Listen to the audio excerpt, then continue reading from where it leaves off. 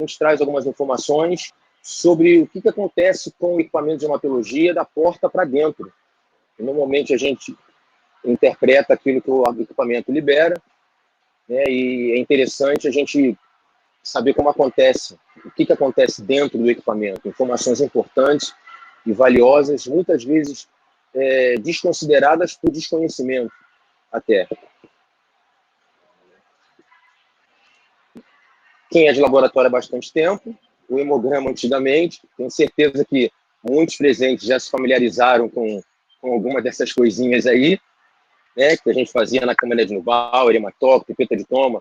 O hemograma era feito de forma artesanal, um hemograma demorava 40, 50 minutos para ficar pronto, por isso a gente não podia atender uma rotina grande em nossos laboratórios, a gente não tinha material humano para isso, né, os resultados, por causa dessas pipetagens e esses trabalhos artesanais, isso era muito subjetivo. Então, com a chegada da automação, a automação chegou para revolucionar nossas rotinas, né? Foi um grande boom, e elas vieram se aperfeiçoando ao longo do tempo, e esse aperfeiçoamento é infinito, né? Isso não tem limite, diminui riscos e agiliza os processos. Eu não preciso mais tampar tubo, eu não preciso mais manusear tanto a amostra, né? E isso faz com que o meu processo seja bastante agilizado. Com isso, eu maximizo a minha produção, eu posso atender muito mais clientes, eu minimizo essa mão de obra, né? Porque a mão humana é muito menos intensa, preciso muito menos dessa mão de obra, e sim de pessoas qualificadas. Com a automação, eu tenho mais qualidades, menos erros operacionais. Eu padronizo os testes, o equipamento faz, logicamente, não vou entrar aqui nos padrões de controle de qualidade. Eu padronizo os testes desde que eu esteja com os controles de qualidade bem validados. Maior número de pacientes atendidos, estou falando hoje de uma rotina de alguns laboratórios de grande porte com 10 mil clientes dia, 15 mil clientes dia. Isso graças à automação. Só é possível hoje por causa dessa automação. Maior sensibilidade e precisão nas análises, porque é feito por um equipamento, e existe uma tecnologia investida nesse equipamento.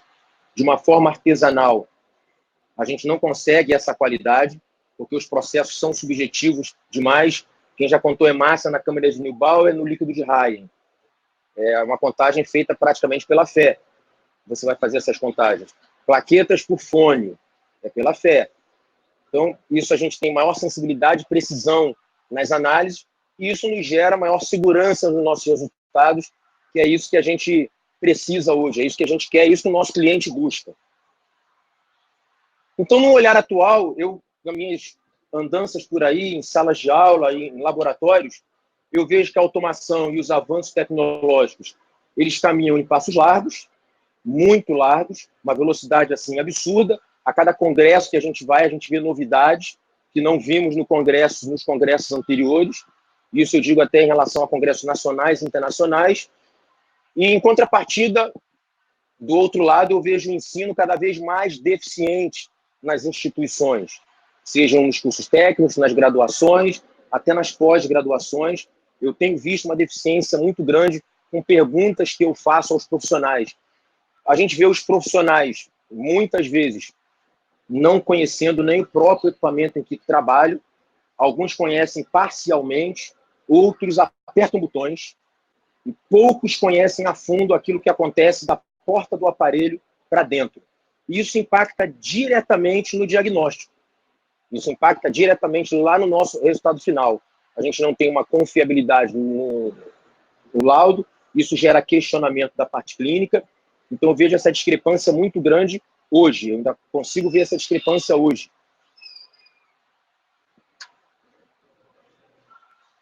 Em alguns laboratórios, o equipamento de automação ele ainda é visto como um mero contador de partículas.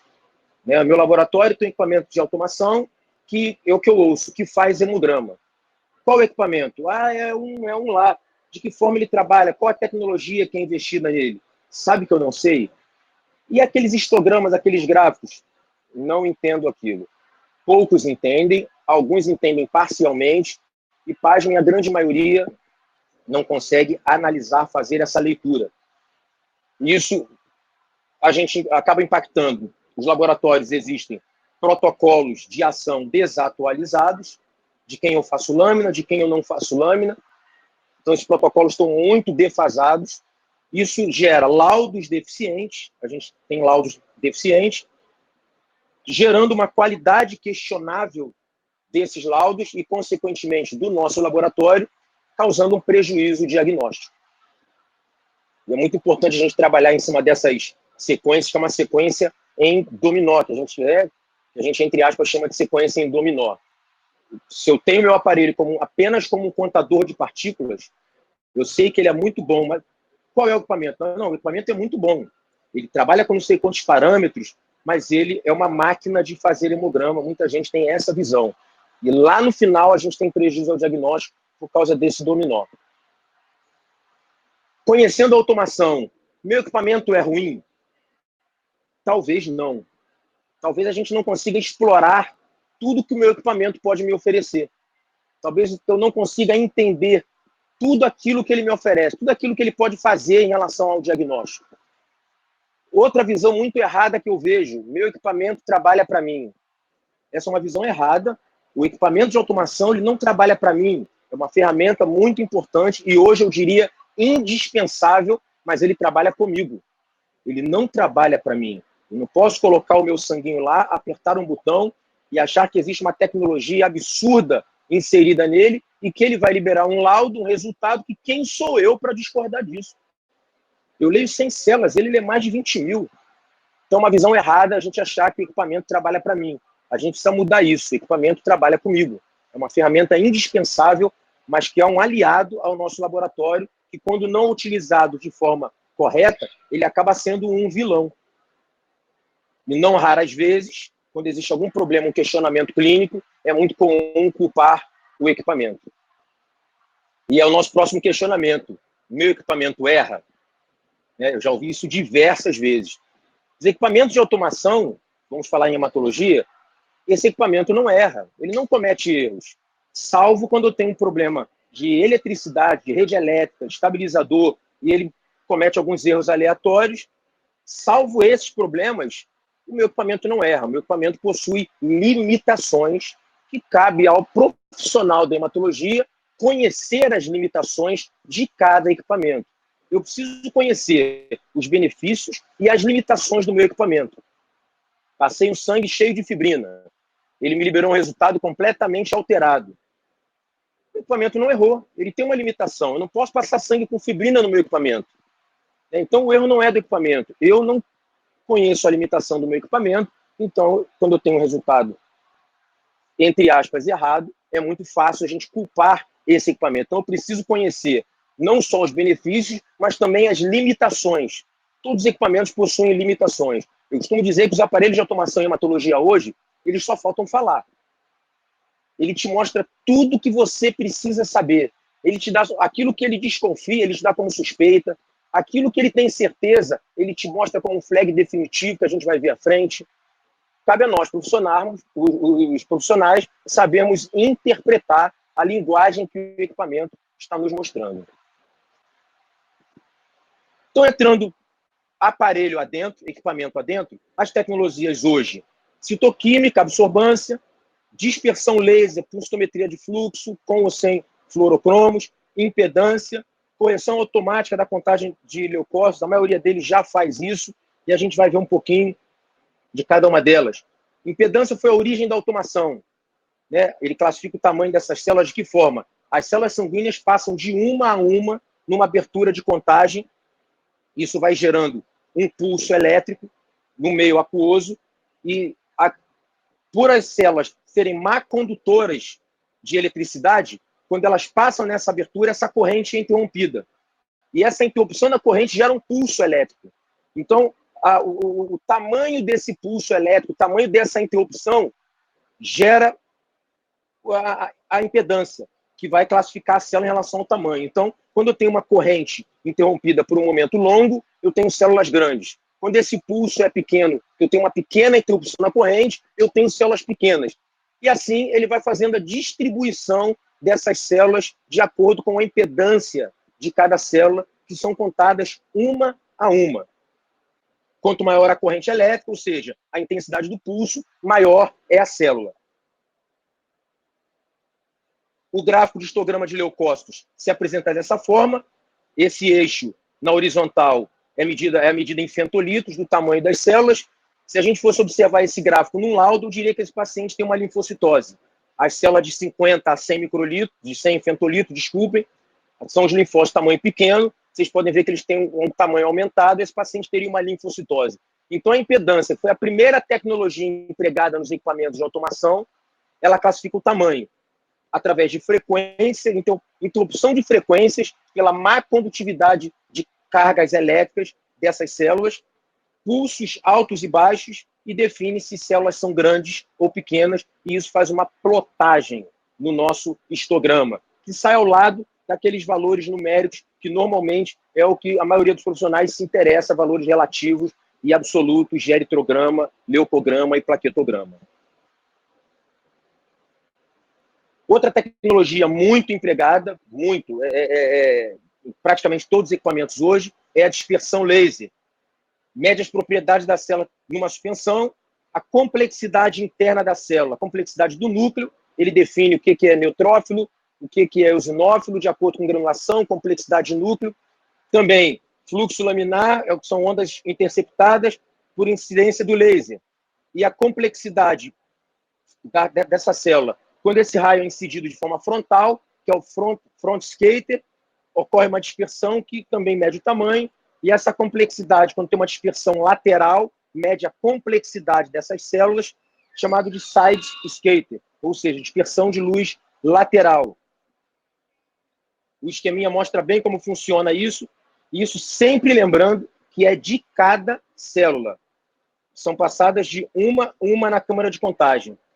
Dispersão frontal, mede o tamanho, o raio laser incide nessa célula, e a dispersão que passa por outro lado, em diversos espelhos, em ângulos diferentes, vai medir o tamanho dessa célula, junto com a impedância que já foi medida também, por diferença de cargas elétricas e pulsos, e a dispersão lateral, a complexidade interna. A citometria de fluxo já vem avaliando as características de DNA e RNA citoplasmático, complexidade interna dessa célula. Normalmente existem outros, mas o mais comumente usado, fluorocromo, é a polimetina. E o esquema mostra bem ali como acontece a incidência do laser sobre a célula, passando em fila indiana, e os espelhos e as dispersões que são medidas, e vai plotando isso graficamente nos nossos equipamentos, nos nossos laudos. O laser incide na célula corada pelo fluorocromo, nos equipamentos que trabalham por citometria de fluxo, com a fluoresceína, com a polimetina, e essa fluorescência é liberada a partir do brilho que essa célula emite.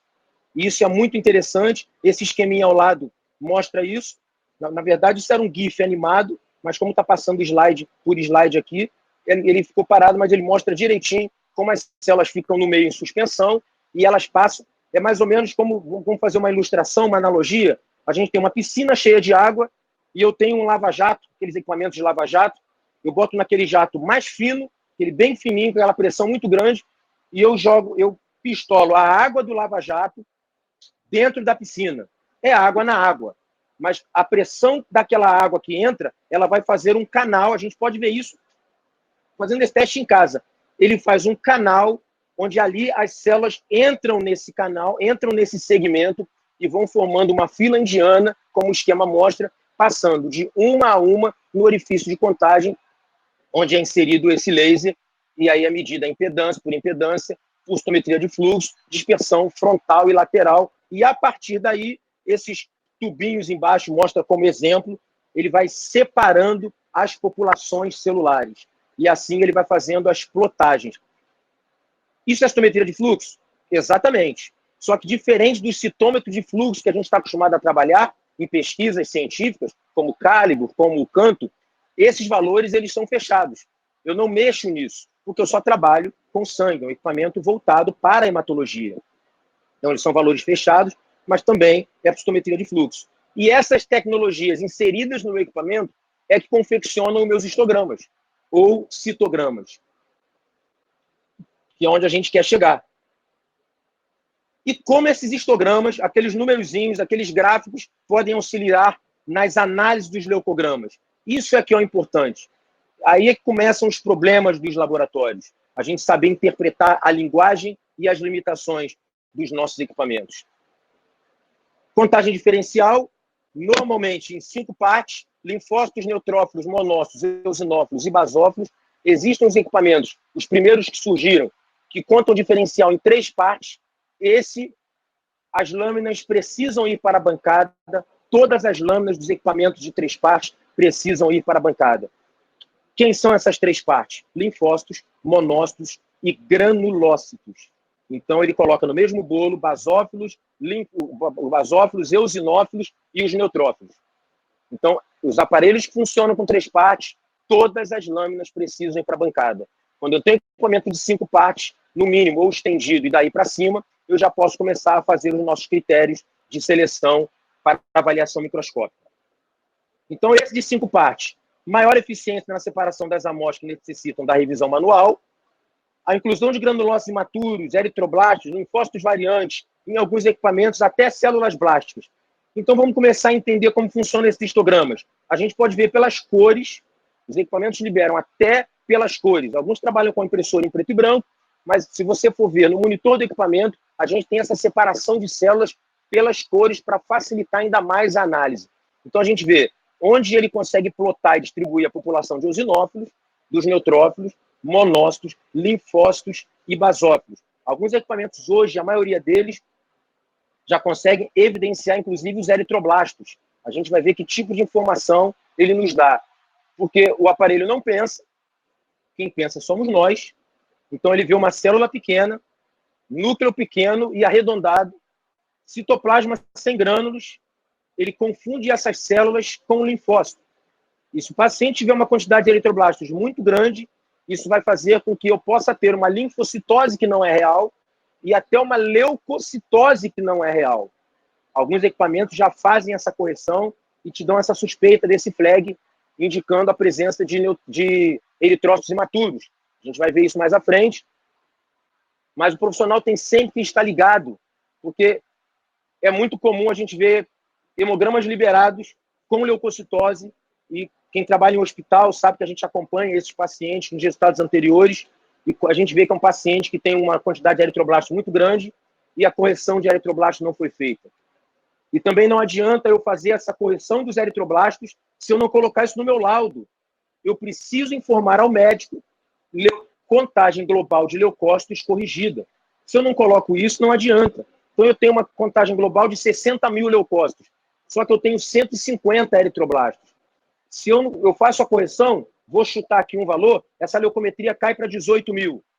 Se eu não colocar no meu laudo que essa leucometria global foi corrigida, o médico continua cego do outro lado, achando que esse paciente tem uma leucometria global de 60 mil. Então, e o nosso equipamento, ele nos ajuda a visualizar isso. Ainda que ele confunda os eritroblastos com linfócitos, ele vai te informar como flag da possibilidade de eritrócitos imaturos. Alguns equipamentos ainda já fazem a correção. Alguns equipamentos já fazem essa correção automaticamente, te informando a presença de eritrócitos imaturos. Grandes células imaturas, aí começam os símbolos, LIC. Né? Sabe o que quer dizer o LIC? Nunca ouvi falar na minha vida. Sai no meu aparelho, mas eu não sei o que ele quer dizer. Grandes células imaturas. E aí a gente pode ver, comparando com o gráfico anterior, que em cada linhagem ele tem uma área específica que ele vai plotar para você a presença ou a suspeita dessas células imaturas. E aí o IMG, que é muito comum nos nossos laudos, na linhagem de granulócitos imaturos, IMM, na linhagem de monócitos imaturos, e o IML, que é a linhagem de linfócitos imaturos. Então, antes de ir para a lâmina, antes de sequer eu pensar se eu vou fazer a lâmina, antes até de eu olhar os parâmetros numéricos de valor absoluto e relativo, eu já tenho acesso aos plots dos gráficos e ali eu já tenho uma luz. Então, é muito comum eu ver alguma coisa pelo laudo que o equipamento me mostrou e eu fazer uma lâmina e encontrar algum achado e o colega fala assim, cara, como é que você viu isso? Não, eu não vi, o aparelho que me disse. Eu só fiz a lâmina para confirmar. Então, aqui nos gráficos eu já tenho as áreas específicas para cada distribuição dessa população de células. Então, já me diz muita coisa, mas eu preciso interpretar isso. Aqui a gente já começa a ver um equipamento com diferencial em 7 partes, né, grandes células imaturas, além das 5 vistas anteriormente. Ele já separa aqui, ele já plota para você presença de blastos e granulócitos imaturos, neutrófilos anormais, metamielócitos, mielócitos, promielócitos, mieloblastos, toda essa linhagem granulocítica imatura. Se a gente for comparar com o gráfico anterior, ele está frisado em vermelho aqui, a gente já vê que essa região de granulócitos imaturos, eu diria que esse paciente é um paciente normal. Eu não tenho população na área destinada a granulócitos imaturos. Já esse paciente, a gente consegue enxergar que eu tenho uma população bem grande nessa área destinada a granulócitos imaturos. Isso acontece também na área destinada aos monócitos imaturos, linfócitos imaturos, e isso aqui precisa me dizer alguma coisa. Independente da leucometria global desse paciente, que existe uma lenda urbana criada não sei por quem, que leucocitose tem que ter desvio. E o colega liga para você e te pergunta como é que você libera 20 mil leucócitos e não tem bastão nessa lâmina? E aí, quando você libera uma leucopenia com desvio, é um outro problema. Como é que você tem 2.300 leucócitos com 25 bastões? Não vamos listar diversas patologias que cursam com essa condição, né? Mas sabemos que isso é completamente possível. E o meu equipamento vai me informar isso, independente da leucometria. Eu preciso entender essa brincadeira. E alguns equipamentos liberam granulócito imaturo, e eu já ouvi assim, ele deu uma suspeita de granulócito imaturo, mas eu fiz a lâmina e só tinha bastão. Bastão é granulócito imaturo. Levando em consideração que a granulopoese, a célula mais madura da linhagem granulocítica, é o segmentado.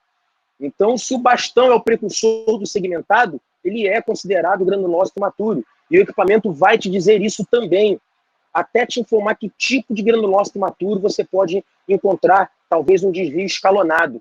E a gente está falando nesse slide antes de falar em esfregaço sanguíneo, apenas em interpretação de histograma. Esse é um histograma muito importante que a gente precisa aprender a avaliar. Eles são muito sensíveis e específicos para o diagnóstico de infecção do que a leucometria, como eu acabei de dizer. Independente da leucometria, eles são muito fiéis. Eles são muito fiéis nessas observações. E essa contagem de granulócitos imaturos pode identificar ou indicar ou sugerir uma infecção aguda de uma resposta inflamatória. Então você já tem isso ao alcance das suas mãos, passando um hemograma no aparelho antes da confecção do esfregaço. Valores maiores que 3% nessa observação, em conjunto com outros testes, como, por exemplo, o PCR, proteína de fase aguda, eles podem cursar e fechar ali uma hipótese diagnóstica de uma infecção aguda. E a gente vai ver a presença ou ausência de eosinófilos na contagem desses equipamentos. Idosos, neonatos, indivíduos imunossuprimidos, quando a gente tem mais que 2%, pode ser indicativo também de infecção aguda. Detalhe, mesmo sem neutrofilia associada, ou mesmo com neutropenia. Ou seja, o que eu quero dizer com isso? A gente tem a plotagem, como a gente pode ver nesse slide, na área destinada à população de granulócitos imaturos. Eu faço essa lâmina, mesmo sem eu ver a leucometria, independente da leucometria, independente de outros parâmetros, independente do que ele me mostrou em valores absolutos ou relativos. O gráfico do histograma, indicando a presença ou a suspeita de granulócitos imaturos, é o suficiente, a gente vai ver isso mais à frente, para que eu faça a confecção do esfregaço sanguíneo. Ah, mas eu fiz a lâmina e não tinha nada. Mas esse é o nosso papel. Esse é o nosso papel. Olha, eu não fiz a lâmina e não achei nada. Esse aparelho sempre erra, ele sempre faz isso. Conheça as limitações dos equipamentos que nós trabalhamos hoje. Então, resumindo isso, nós temos equipamentos em 3 partes, que ele classifica linfócitos, monócitos e granulócitos, também chamada de classificação LMG, e volto a frisar, nesses equipamentos de 3 partes, todas as lâminas precisam ser confeccionadas. Não existe uma variável em cima desses equipamentos. Eles são importantes, eles são interessantes, eles também têm uma boa tecnologia, mas eu preciso conhecer a realidade do meu laboratório para saber onde eu vou investir, em que equipamento eu vou investir. Então, dependendo do laboratório, um equipamento de 3 partes resolve a minha rotina. Lembrando que todas as lâminas precisam ir para a bancada no equipamento 3 partes. Equipamento 5 partes, eu tenho uma linhagem de leucocitárias, linfócitos são as mais comuns, linfócitos monócitos, neutrófilos, basófilos e eosinófilos. Entenda que neutrófilos eles não diferenciam bastões e segmentados, porém, nos histogramas apresentados pelo equipamento, ele já te mostra se ele suspeitar de presença de granulócitos imaturos. Ele já vai te mostrar lá. Então, se você olhar só o que ele liberou para você em relação a valores absolutos e relativos, valores numéricos, a gente está defasado e a gente tem prejuízo na qualidade do nosso laboratório, na nossa hematologia. A estendida já conta com o LIC, são aquela linhagem de granulócitos imaturos, monócitos e linfócitos imaturos também. E as tecnologias mais avançadas, já ouvi até que tem equipamentos de 10 partes, 8 linhagens sanguíneas, linfócitos, monócitos, neutrófilos, basófilos, eosino, blastos, granulócitos imaturos e eritroblastos. Ele já te indica a presença de eritroblastos não como suspeita, como um flag definitivo. E essas lâminas, ainda que o equipamento, alguns deles já façam até a correção da leucometria global, eu preciso fazer o esfregar sanguíneo e fazer a contagem diferencial dessa lâmina, lembrando de relatar os eritroblastos não em porcentagem. Eu vejo muito isso nos laboratórios. O cara faz tudo certinho, na hora de ganhar o 10, ele escreve 50% de eritroblastos. É um erro muito comum em laboratório, eritroblastos, série vermelha. A gente está fazendo leucograma, série branca. Como eu libero os eritroblastos no meu leucograma? Presença de X eritroblastos em 100 leucócitos contados. Eu tive uma experiência do colega ligou para questionar um hemograma neonatal, que a gente liberou 250 eritroblastos em 100 leucócitos. Corrigimos a leucometria, informamos que a leucometria foi corrigida, e ele ligou perguntando como a gente tirou 250 de 100. Ele fez essa pergunta e a gente explicou para ele que, enquanto contávamos 100 leucócitos, encontramos X eritroblastos nessa contagem. Isso precisa ser relatado dessa forma, nunca em porcentagem. Então, esses aparelhos que liberam flags suspeitos ou definitivos da presença, eles liberam normalmente como New Red Blood Cells. E a gente precisa saber que são hemácias jovens e a gente precisa fazer essas lâminas, ainda que o equipamento reconheça, ainda que ele faça a correção, lembrando sempre que ele não trabalha para mim. Ele trabalha comigo, já fez o trabalho de nos informar, cabe a nós fazermos a diferencial para fazer essa contagem, fazer uma liberação fidedigna desse paciente. Então, os principais flags apontados nos equipamentos de hematologia, granulócitos imaturos, essas siglas, normalmente, elas mudam de fabricante para fabricante, mas todos eles dizem a mesma coisa. E dando palestras por aí, eu ouço que o meu aparelho não libera isso, não. Não, liberar, ele libera. Talvez seja em outro campo de plotagem, em outra distribuição gráfica, mas todos eles falam a mesma língua. Você precisa conhecer qual é o equipamento que você trabalha para conhecer onde e como ele faz essa distribuição dessa plotagem desse histograma do leucograma. Monócitos imaturos, que é o chamado LMG. Alguns equipamentos liberam como bands, suspeita de bastões, blastos, até linfócitos atípicos ele mostra para você e sugere que possa existir. Os New Red Blood Cells são os eritroblastos. Os chamados linfócitos reativos, que está na moda hoje, né? Eles sempre existiram, mas hoje eles estão na moda. Os chamados linfócitos reacionais ou imunócitos, e também te sugere a presença. E um dado muito importante que eu cheguei a colocar em vermelho para chamar a atenção, que menos profissionais ainda dão atenção a essa observação, que o equipamento ele te informa alguma coisa eu não consegui enxergar de forma legítima. Alguma coisa pode ter passado por mim. E ele libera uma informação de review slide numa área chamada área de debris. poucos profissionais sabem que existe em toda a plotagem de leucograma uma área de debris. O que seria a área de debris? O que o aparelho diz com isso? O que eu não consegui entender, o que eu não consegui enxergar, o que eu não consegui identificar, mesmo com toda a tecnologia inserida em mim, eu joguei para a área de debris.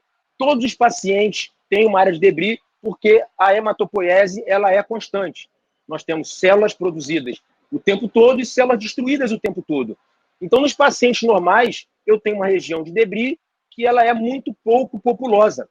São fragmentos de célula que estão perdidas no estroma e elas vão para lá. Agora, quando eu tenho uma região de debris que ela está muito populosa, ainda que eu tenha uma leucometria normal, ainda que eu tenha valores relativos e absolutos normais, ainda que eu tenha até os gráficos de plotagem de histograma normais, se eu tiver uma população de debris muito intensa no meu gráfico de histograma, eu preciso fazer uma lâmina para ver, procurar o que o meu equipamento jogou na região de debris. Porque talvez o problema desse paciente, a hipótese diagnóstica, o que está sendo buscado nesse paciente, esteja na região de debris. E você tem todos os outros parâmetros normais. Não, mas aí você está me dizendo que o aparelho não erra. E agora você está me dizendo que ele liberou tudo normal, inclusive os gráficos. E eu posso ter algumas células que ele não encontrou? Sim, ele não erra, não. Ele tem uma limitação e ele te disse a limitação dele. Não consegui ver. Revisa essa lâmina e ele vai te mostrar uma região de debris populosa. Pergunto eu aos senhores e não precisam responder. Quantos laboratórios de hematologia fazem lâmina só por causa do debris? Não precisam responder, é só uma reflexão. Eu preciso fazer lâmina só por causa do debris, ainda que eu não encontre nada nessa região. Mas se ela está populosa, pode ter alguma coisa que o meu equipamento não conseguiu enxergar, ele não conseguiu ver. E ele vai te jogar para a região de debris e vai te informar isso. Review slide. Revise essa lâmina, por favor. Esses equipamentos só faltam falar. Contagem diferencial. Algumas regras para revisão, né? Diferencial em 5 partes, ou estendida. Isso é um consenso internacional de hematologia de 2009. Não vi nada mais atual. Linearidade do equipamento precisa ser respeitada. Quem trabalha com algumas clínicas de oncohematologia, com transplante de medula, atende pacientes com leucemias, com linfomas. Então, eu preciso conhecer até onde vai a linearidade do meu equipamento. Então, eu passei um paciente com uma leucose de 600 mil leucócitos. O meu equipamento conta fidedignamente 600 mil leucócitos. Até onde vai a linearidade do meu equipamento? Tanto a máxima... O médico está plaseando um paciente para transplante. Então, eu tenho um paciente que ele está acompanhando essa leucometria, essa leucopenia, até a aplasia. E eu tenho 100 leucócitos. Aquele que você faz o esfregaço é um castigo para você achar 100 células nessa lâmina. Abrindo um parêntese para essa contagem de 100 células, eu acho que é pertinente falar. Existe muita dúvida. Paciente que meu aparelho contou 0,1 de global. O médico pediu uma diferencial. Ele quer saber o que está fazendo, o que está populando, o que eu tenho na minha corrente sanguínea depois dessa aplasia. Se ainda tem alguma coisa, o que tem lá? Não encontro 100 células num aparelho com um paciente com menos de 100 leucócitos. Eu já ouvi, conta 50 e multiplica por 2.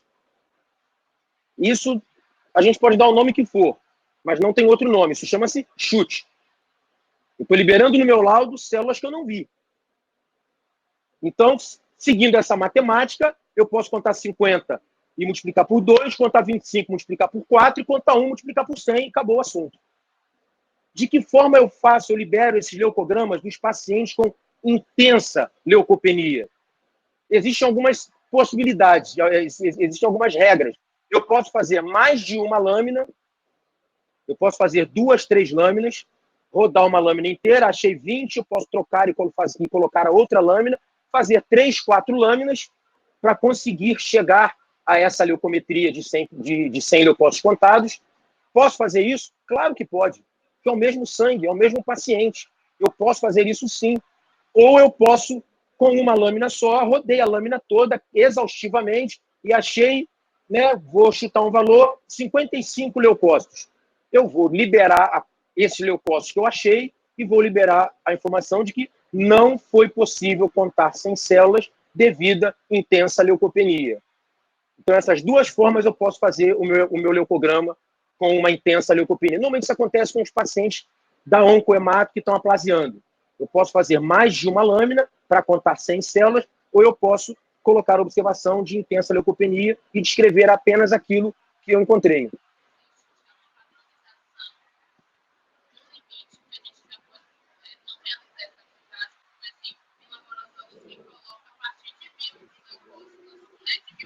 Sim. Não. A gente, de cada laboratório, define seus critérios. A gente vai falar ao final sobre alguns critérios sobre isso. Então, cada laboratório define seus critérios. O interessante é a gente sempre ressaltar que essa matemáticazinha de contar 50 células e multiplicar por 2 é completamente errada. Completamente. Nós não podemos inventar resultado. Eu só coloco aquilo que eu vi. Tá? O que eu vi, eu vou colocar lá. E a gente tem eu vejo muito isso, algumas células de identificação muito difíceis na microscopia óptica, e eu vejo muitos alunos fazerem o chamado pulócito, né? Eu não sei o que é, só vi essa, e aí eu faço o pulócito. Eu preciso identificar essa célula. Se eu não tenho a identificação pela limitação da microscopia óptica, que ela nos impõe uma limitação, não, mas o colega tem 40 anos de hematologia. Se é microscopia óptica, ela impõe limitações para todo mundo. Então, eu preciso descrever essa célula. Quanto ao citoplasma, tamanho, granulação, presença ou ausência, cromatina, presença ou ausência de nucleolos, eu descrevo aquilo que a microscopia óptica me impõe limitações. Tá? Então, eu preciso obedecer à linearidade do meu equipamento e conhecer a linearidade do meu equipamento. Eu preciso saber os valores de referência segundo a idade, preciso respeitar isso. Se eu tenho meu laboratório dentro de um hospital pediátrico com UTI neonatal e eu defino que todo mundo acima de 14 mil leucócitos eu vou fazer lâmina, num hospital pediátrico eu faço lâmina de todo mundo, praticamente. Então, eu preciso saber os valores de referência segundo a idade e do público que eu atendo. Status da amostra é muito importante. Ele pode ser um aliado ou um vilão em alguns laboratórios. O paciente acabou de internar, primeira visita dele. O cara acabou de internar, febre, sentindo dor, nem sempre o colega coloca indicação clínica. Se eu tenho algum tipo de flag, por mínimo que seja, primeira visita, não tenho acesso a resultados anteriores ou o resultado anterior desse paciente, ele é muito longe daquela data. O último hemograma dele foi há 5 meses atrás. Os programas de laboratório nos proporcionam isso hoje. A gente vê um histórico desse paciente. Eu tenho que fazer lâmina desse paciente. Pacientes internados, a gente conhece até pelo nome. Quem trabalha com CTI, faz hematologia na rotina, a gente conhece pelo nome. Então, eu preconizo no laboratório que eu gerencio, paciente de CTI, unidade intermediária, eu preciso fazer lâmina de todos eles, independente da automação. Paciente de CTI tem que ter lâmina todo dia. E aí entra que o status da amostra, a gente acompanhar a evolução desse paciente, para nós é um grande aliado. A gente vem como vem se comportando esse paciente, se a leucometria vem aumentando, se eu tenho aumento de bastões, um desvio à esquerda escalonado, com ausência de eosinófilos, processo agudo em curso.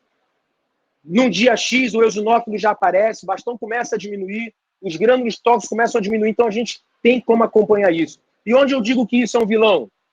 O colega que não está muito comprometido, que acha que o aparelho trabalha para ele, ele olha o resultado de ontem e copia o de hoje. De ontem para hoje, não pode ter mudado muita coisa.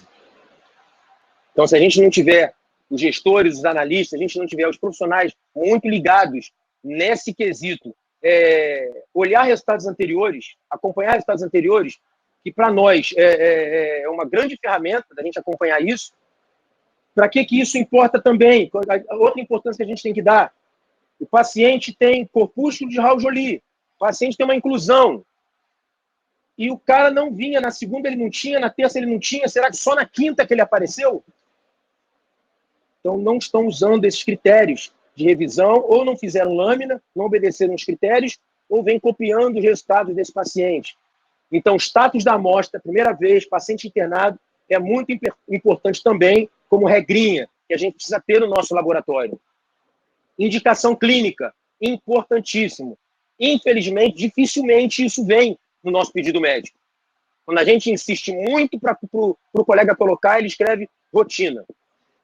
O que para a gente não quer dizer muita coisa. Agora, quando o cara coloca lá suspeita de LLA, suspeita de leucose, interroga, essa lâmina precisa ir para a bancada pela indicação clínica, independente do que o equipamento me mostrou. Eu vou passar no meu equipamento, se ele não me mostrar nada, provavelmente eu confio nesse equipamento e provavelmente eu não vou encontrar nada, mas a indicação clínica também é uma regra para a gente fazer a confecção dos fregaços.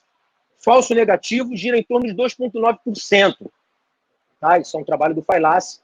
Isso faz com que, se a gente obedecer essas regrinhas à risca, redução considerável no número de lâminas contadas. Isso não é preguiça. Quanto menos eu contar, melhor. Não é preguiça. É a tendência hoje dos laboratórios de hematologia, né, que tem uma visão muito para frente, uma visão muito próspera em relação a minimizar custos, diminuir mão de obra. A mão de obra que eu tenho, ela é pequena, porém com extrema qualidade. E eu vou maximizar esses processos. Tá? Então, esses aparelhos de automação, eu costumo dizer que eles pecam pelo excesso. Dificilmente você vai ter alguma coisa real nessa lâmina que o aparelho não te mostrou absolutamente nada, zero, nem em debris. O que pode acontecer é ele dar uma suspeita de algum flag e não se confirmar no esfregaço de sangue periférico. Mas eu prefiro que eles, entre aspas, pequem pelo excesso do que a gente ficar com a qualidade defasada. Essas regrinhas são importantes. Como é um equipamento, ele não pensa o que o meu equipamento não enxerga. Inclusões nos neutrófilos, granulações tóxicas, corpos de dolhamato, vacuolização citoplasmática em monócitos e neutrófilos, hipersegmentação dos neutrófilos. Acontece nos casos bastante corriqueiros de deficiência de B12 e folatos. O oposto à hipossegmentação dos neutrófilos, os pacientes com anomalia de Pelger-Rouet. Grânulos inespecíficos nos linfócitos. Hair cells, tricoleucócita, chamada leucemia das células cabeludas. O meu equipamento não enxerga isso. Ele não consegue identificar com precisão algumas dessas situações. Mas nem tudo está perdido. A maioria dessas alterações, listadas anteriormente, elas se acompanham de alterações numéricas, como, por exemplo, uma anemia, que já indicariam a necessidade de uma microscopia. E outras alterações listadas anteriormente não têm significado clínico. Então, a gente pode respirar aliviado. Vamos voltar lá? Inclusões nos neutrófilos. Granulações tóxicas. Normalmente, em que situações elas aparecem? Paciente com infecção, eu tenho granulações tóxicas, eu já tenho pelo menos uma leucocitose ou uma leucopenia com granulação e ele vai me dar um flag de granulócitos imaturos. Então, o meu aparelho vai ver. O granulo tóxico ele não vai ver, mas ele vai me dar um flag que ele indica que eu posso achar os grânulos tóxicos. Corpos de dolhamato são corpos de RNA ribossômico no citoplasma de alguns neutrófilos. Cursam também em alguns casos de infecção aguda. Então, ele já vai me dar alguma informação no meu histograma que, de qualquer forma, essa lâmina vem para a bancada. Vacuolização citoplasmática. Vacuolização dos monócitos. Já não se usa há bastante tempo. Não se usa mais presença de monócitos vacuolizados. Se ele tem vacuolização, ótimo. Essa é a função dele. Não libero mais no meu laudo. Neutrófilos segmentados, sim. Esse eu libero no meu laudo. Presença de neutrófilos vacuolizados. Em que situações eu encontro neutrófilos vacuolizados? Microfagócitos. Eles só aparecem lá quando eles são recrutados por uma resposta imunológica. Então, se eles foram recrutados, com certeza eu tenho um flag lá de uma infecção em curso que o meu equipamento vai me mostrar. Vamos lá descrever todos eles. Hipersegmentação dos neutrófilos. Corriqueiramente, anemias carenciais por deficiência de B12 e ácido fólico. Eu já tenho no meu histograma eritroide, o professor Fleury falou isso com grande propriedade aqui ontem, eu tenho macrocitose bem evidente no meu valor em fentolitros, no meu histograma de eritrócitos, eu vejo essa macrocitose lá, então eu faria uma lâmina, se eu tivesse essa suspeita. Hipossegmentação dos neutrófilos, anomalia de Pelger-Rouet, não tem importância clínica diagnóstica. E em alguns casos, como esse paciente ele tem uma deficiência de maturação no núcleo dos neutrófilos, então é muito comum eu encontrar muitos bastões no paciente Pelger. E alguns pacientes vão me dar até a suspeita de Bangs, presença de bastões, e vão plotar a minha região de granulócitos imaturos, e vão me dar uma suspeita. Então, não tem importância clínica, mas se ele plotar essa região de granulócitos imaturos, eu já faria uma lâmina. Se eu não fizer a lâmina, não tem importância clínica. Abrindo um parênteses, preciso relatar a presença de neutrófilos hipossegmentados no laudo do meu leucograma. Por que eu preciso relatar? O neutrófilo pelgerizado, segmentado, bilobulado, ele tem a aparência do óculos do Stallone. Quem já teve oportunidade de ver, é aquele núcleo bilobulado que eu vou ver em aproximadamente 95% a 98% dos meus neutrófilos são bilobulados. Por ele ter uma deficiência de maturação nesse núcleo, é muito comum eu ter bastões na corrente sanguínea. Não por uma infecção, e sim por uma deficiência na maturação. Então, se eu não informo a presença de neutrófilos com hipossegmentação nuclear, e eu não posso afirmar que é um Pelger-Rouet, mas eu posso interrogar a anomalia de Pelger-Rouet, se eu não coloco nenhuma observação, pensa num paciente da emergência. 15 mil leucócitos, chega na mão do médico, paciente com febre, a esclarecer, um hemograma com 15 mil leucócitos, 30 bastões. Esse paciente vai internar, porque vai ter que descobrir de onde vem essa infecção aguda, uma bateria de exames, PCR, dentre outros, e, de repente, ele não tem nada disso. Pode ser uma virosezinha muito simples, uma bacteremia muito simples, e essa leucometria e esses números de bastões está aumentado por uma anomalia de Pelger-Rouet, porque não mencionamos no nosso laudo a presença de neutrófilos hipossegmentados. Ainda que não tenha importância clínica, ela precisa ter relatada, porque ela pode causar transtornos quando você libera um resultado com pseudobastões por infecção, apenas por deficiência de maturação nesses núcleos. E vocês vão ver esses nomes, eu já vi até o nome de pelgerócitos. Não existe pelgerócito. Tá? Você está dizendo que a célula de Pelger é um pelgerócito? Não. São neutrófilos segmentados comuns que ele tem uma deficiência de maturação. Né? E a anomalia é chamada anomalia de Pelger. Célula de Pelger não existe. Tá? Grânulos inespecíficos nos linfócitos. Como o próprio nome já diz, grânulos inespecíficos. Tem muitos trabalhos em estudo para identificar esses grânulos e alguma função para eles, mas hoje eles não têm nenhuma função. Nos linfócitos, eles aparecem raramente, em pequeno número e em alguma área da célula. Eles não são distribuídos como nos neutrófilos comuns. São poucos grânulos em alguma parte da célula.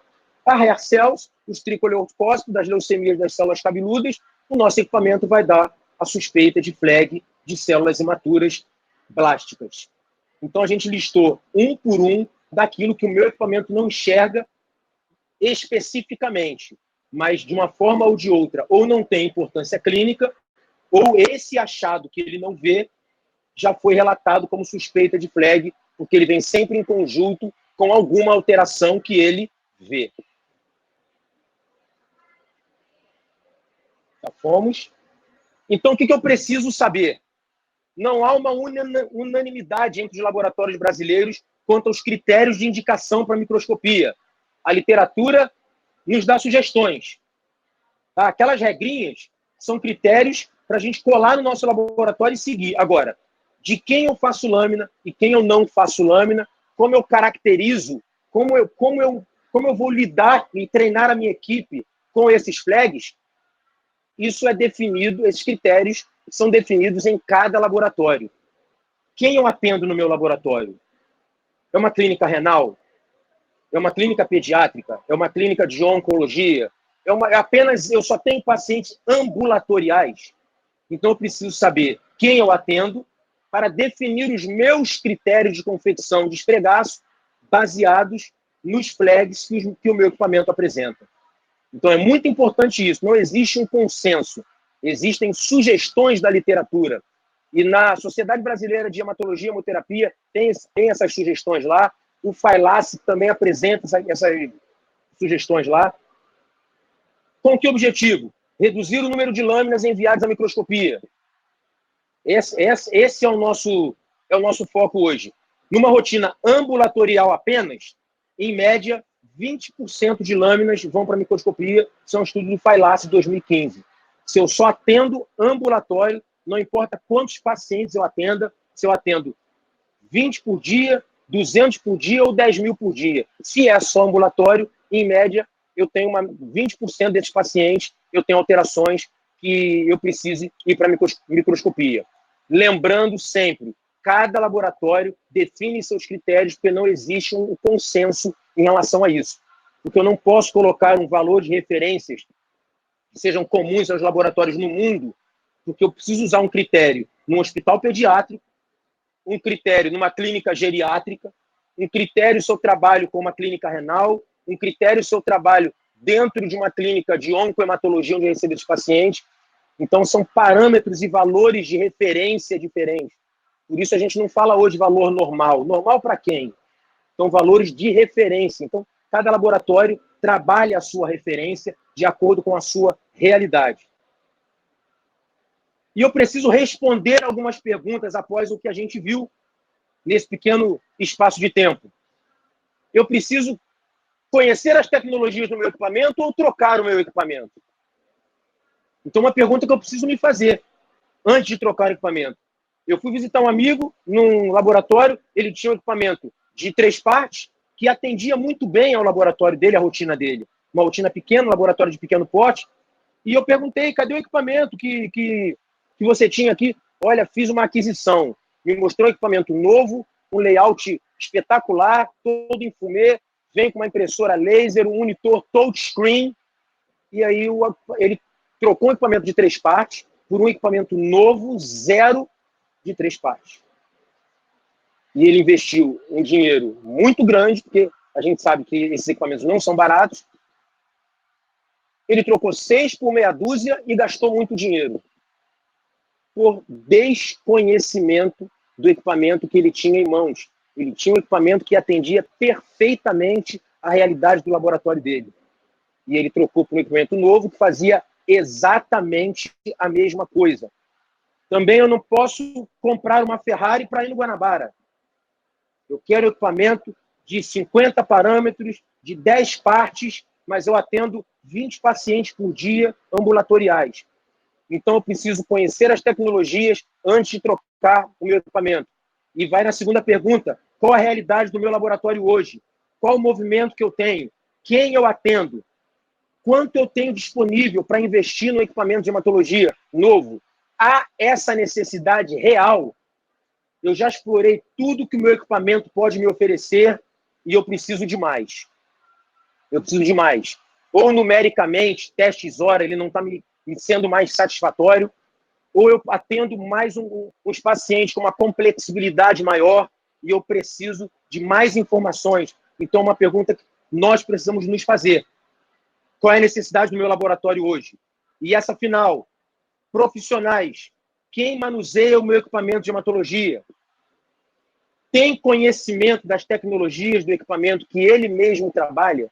Que eu tenho visto nas aulas de pós-graduação, que eu dou por aí, estamos formando, eu falo isso sem medo de errar, estamos formando apertadores de botões. Estamos formando técnicos e analistas maquinogramas, são apertadores de botão. E aí, com todas as informações, que o aparelho que confecciona esfregaço, esses aparelhos que fazem tudo isso, você pode pensar que o meu trabalho está indo por água abaixo, a minha profissão, que o aparelho faz tudo. Por mais que a tecnologia avance em passos largos, sempre haverá necessidade de um profissional com um conhecimento apurado para manusear, interpretar, ler e conhecer os equipamentos. Então, profissionais, quem trabalha, de que forma eu vou investir no meu profissional para que ele possa extrair o melhor que aquele equipamento pode oferecer? Qual é o conhecimento que ele tem de automação? Né? Precisa ser muito apurado. E a minha automação, o que ela me oferece? Treinamentos constantes, educação continuada. A gente precisa ter essas perguntas em mente antes de dar o próximo passo em relação à automação em hematologia. Concluindo, falsos resultados praticamente não existem, como a gente já viu. Os equipamentos, se é que eu posso dizer isso, entre aspas, eles pecam pelo excesso. Eles dão as informações de suspeita e cabe a nós interpretarmos, fazermos essa leitura de todas as plotagens, volto a dizer, inclusive na região de debris, naquela região que ele não identificou, mas te mostrou. Esse fato mostra a credibilidade que os nossos equipamentos têm hoje em dia. Mas para ele me dar credibilidade, para eu utilizar essa credibilidade, para esse equipamento, se eu transformar isso em qualidade, eu preciso conhecer esse equipamento e explorar tudo que ele pode me oferecer. A importância de saber ler, explorar, interpretar e conhecer a fundo o equipamento que eu tenho no meu laboratório. Senão eu vou apertar botão. Conhecimento, mais protocolos de ação atualizados. Isso não é fixo. O conhecimento é constante. Os protocolos de ação que eu tenho em meu laboratório, observando os leucogramas, explorando o equipamento e confeccionando os pregaços, esses protocolos de ação, eles precisam ser modificados e atualizados constantemente. O que eu preciso acrescentar, o que eu preciso tirar, o que eu não preciso mais fazer. Conhecimento, mais protocolo de ação, geram qualidade, que é o que todos nós buscamos hoje nos nossos laboratórios, de uma forma geral, estamos falando aqui em hematologia. Agradeço a presença de todos, mais uma vez agradeço o Ricardo, agradeço o Oriba. E-mail para contato, eu coordeno uma página no Facebook de Hematologia Atlas, deixo aqui a propaganda, quem quiser seguir, casos clínicos, palestras que a gente faz por aí, uns casos clínicos bem interessantes, identificação de células, a gente tem que estar movimentando a página lá.